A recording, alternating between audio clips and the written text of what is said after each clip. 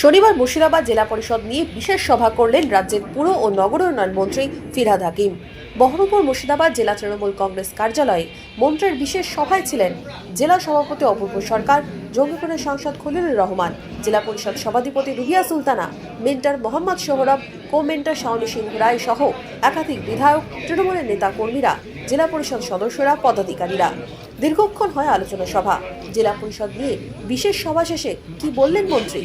সর্বভারতীয় সাধারণ সম্পাদক অভিষেক বন্দ্যোপাধ্যায় আমায় বলেছিলেন যে একবার বসে সবার সাথে কথা বলে নিন, কাজগুলো ঠিক মতন হচ্ছে কিনা,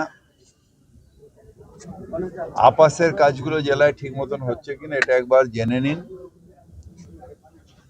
আর যদি কারোর কোনো অসুবিধা থাকে কাজ সম্বন্ধে তাহলে এটা কিভাবে ত্বরান্বিত করা যায় এটা দেখে নিন।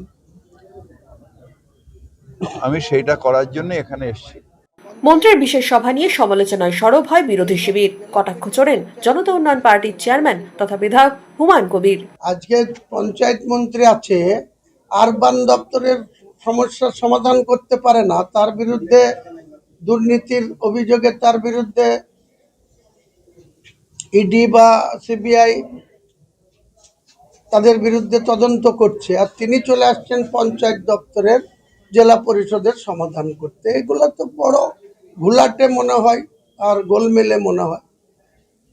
তাল গোল পাকিয়ে দিতে চাইছে তৃণমূল কংগ্রেস রাজ্যের প্রশাসনে বসে মানুষের ভোট নিয়ে, এটাই বাস্তব। হুমায়ুনের প্রশ্নের প্রত্যুত্তরে কি বলেন মন্ত্রী ফিরহাদ হাকিম? আমি এই জেলাটা প্রথম থেকে দেখাশোনা করি, সবার সাথে আমার বেশি আলাপ, সেই জন্য এই জেলায় আমাকে পাঠিয়েছে। আবার যেখানে ওনার সাথে বেশি আলাপ সেখানে সে যাবে। আমি এই জেলায় আজকে তো নয়, বহু বছর ধরে, যখন উনি বিজেপির ক্যান্ডিডেটও ছিলেন 19 সালে, তখনও আমি প্রচারে এসেছিলাম আমাদের ক্যান্ডিডেটের হয়ে। অন্যদিকে সুর চড়ায় কংগ্রেস। তৃণমূলের বিরোধিতায় সরব বহরমপুরের প্রাক্তন সাংসদ অধীর চৌধুরী। সারা পশ্চিমবঙ্গ জুড়ে তৃণমূলের মধ্যে আভ্যন্তরীণ ক্ষোভ ধুমায়িত হচ্ছে বিস্ফোরণ। যারা বিরোধী দলে আছে তারা যদি এই সময়টা সঠিকভাবে কাজে লাগাতে পারে তো তৃণমূল দলের বিপদ আরো বাড়বে বলে মনে হয়। বছরের শুরুতেই সরগরম মুর্শিদাবাদের রাজনীতি। বিধানসভা ভোটের আগে বাড়ছে রাজনৈতিক চাপানুতোর। Bureau report, imagine community media.